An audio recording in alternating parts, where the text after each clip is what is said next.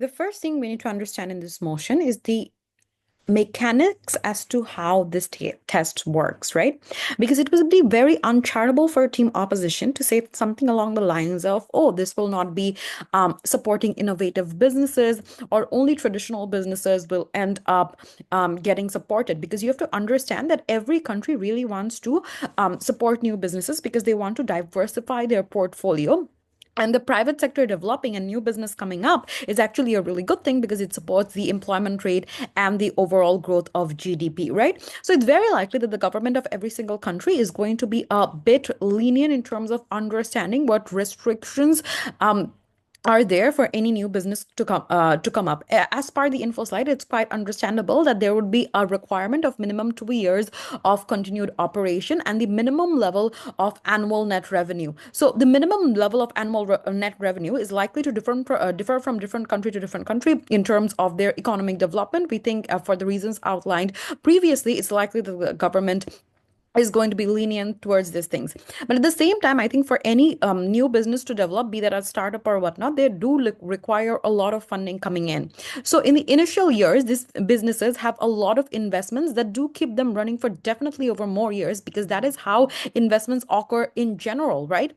But even more so, we think even if these businesses have a lot of loans, because that is perhaps something that is a reality for a lot of businesses, it will also be factored in the point at which these investments are made, because there would be then a lot of transparency outright in terms of to what extent would these businesses survive in the long run. Even if this seems a little bit harsh, but it's a reality in terms of how investments are made, because when a country is giving subsidies, it's similar as to how any other investor would invest in a particular company to begin with, right? Because every time you do want a full disclosure of the balance sheet in terms of how much debt they have and how much potential or ROI that they're going to be giving.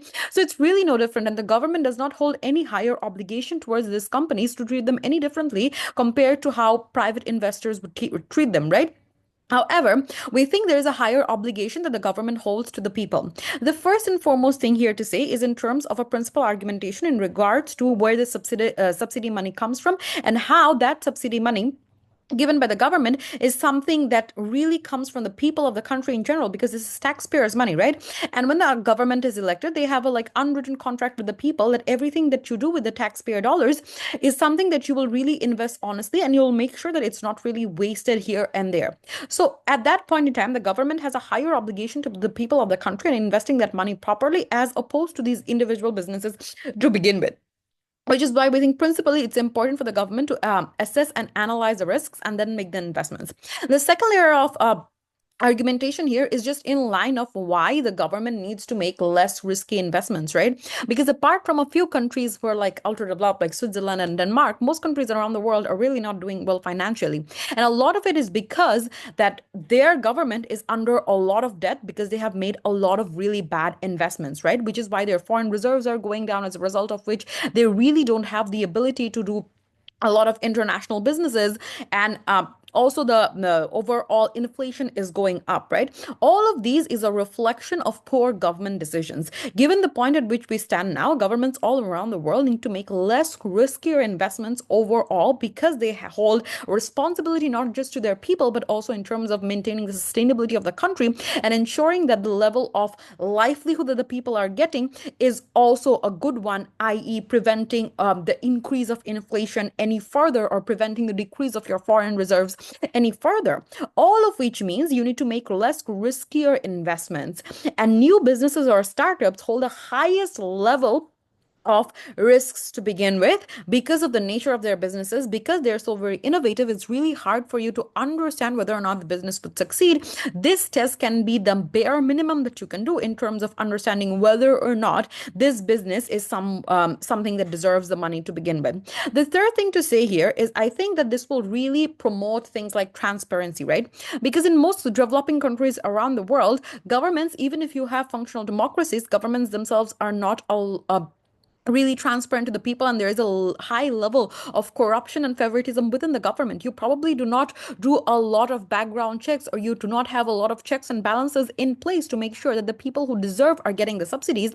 Rather, it's done based on preferences, familiar connections, and whatnot. The point at which you have a test like this will involve a lot of other institutions coming into play as well. You'll probably have banks, you'll probably have economists, you'll probably have a group of team and board overseeing it. Is it going to be perfect? It's not going to be perfect, but is it an added layer through which you can decrease the level of corruption and favoritism that happens in the whole system that perhaps leads into things like monopolies or selective businesses or selective individual owners always getting the money? Yes, you're more likely to now have a diverse pool, because even just to show that the system works, you will now have to give money to a lot of other businesses because they have passed the tests overall. Again, it's not going to be perfect, but it's going to be better than status quo. The fourth thing to say here is that we think these businesses won't really, like, even if they don't pass the test, they can always retake the test. But at the same time, we don't think that these are the only ways in which they can get funding, right? Because you still have private institutions, you still have alternative sources of revenue like the banks or individual investors who will invest in you regardless, right?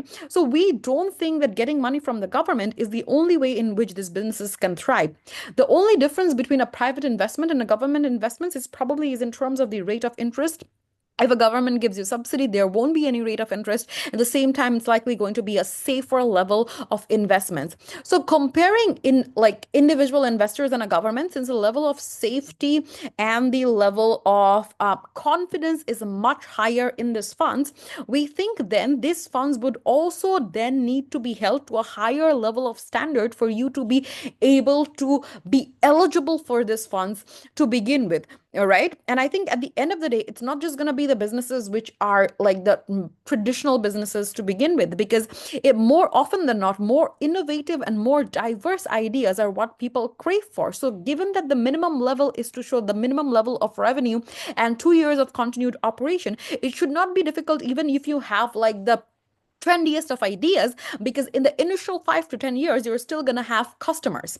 The conclusion here is that this policy is not perfect, but given all the levels of risks and the obligation that the government has, this is probably a far better solution that the status quo currently holds. Very proud to propose. The government already provides subsidies to businesses with the potential to contribute to economic growth. However, requiring a financial sustainability test as a prerequisite creates unnecessary barriers for exactly the kind of business that need help the most. Before I proceed, I want to first clarify our stance. We are not arguing for a system where the government just gives subsidies recklessly. Obviously, money is not infinite, and the applicants will still be evaluated for their profitability or the potential of their business.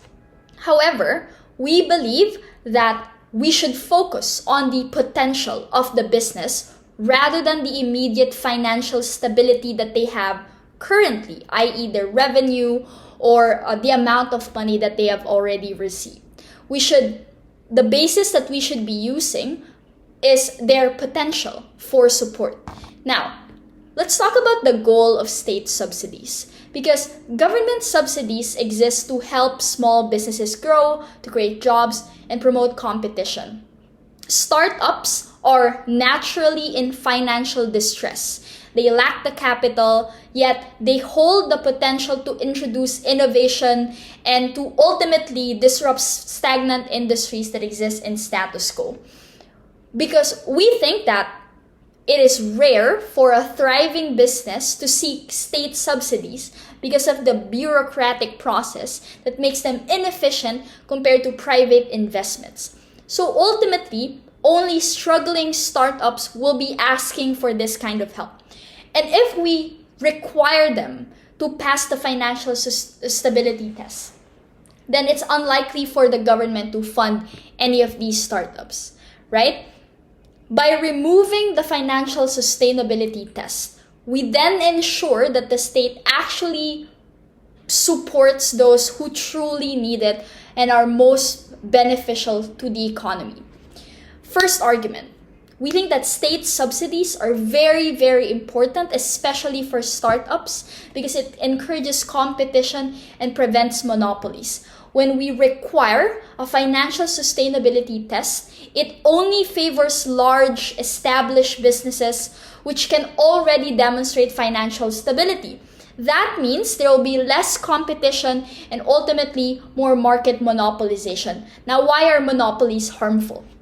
Number one, they just have higher prices for consumers. When a single company or a small amount of company dominates an industry, it can charge excessive prices because the consumers have no alternative options. Secondly, it also leads to reduced innovation and product quality because monopolies have no or little to no incentive to innovate because they face no competition.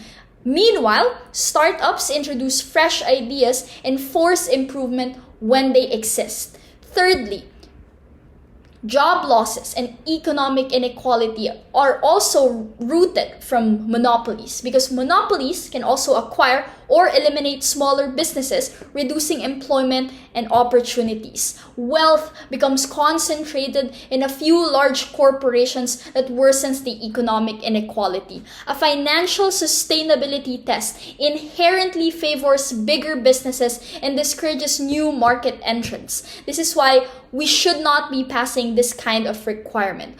What are then the benefits of competition that is brought about by these subsidies to startups? Number one, obviously, it lowers the prices and allows better choices for people. It fosters innovation and technological advancement because of these startups who are much more innovative than their counterparts. There will be more job opportunities when more businesses exist in one place, and ultimately more economic growth and wealth distribution when we have more companies in the market. Second argument, I would also argue that government support lowers the risk of startup failure and encourages innovation in the industry. Obviously, startups face immense challenges in basically getting money from private investors or accessing private capital because banks and venture capitalists often hesitate to invest in high-risk early-stage businesses.